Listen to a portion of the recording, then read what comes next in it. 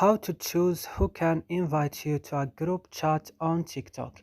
Today guys, I will show you how to do this. Just watch this video until the end and make sure that you like and subscribe in this channel. So let's start. First you will just go to TikTok, then open it.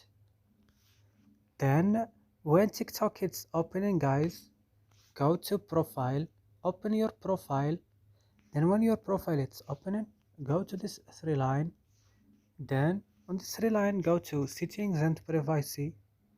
Then on settings and privacy guys, go to privacy. And then go to direct message. Then go to group chat.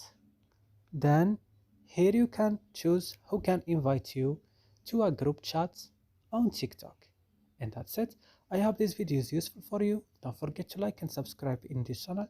So see you next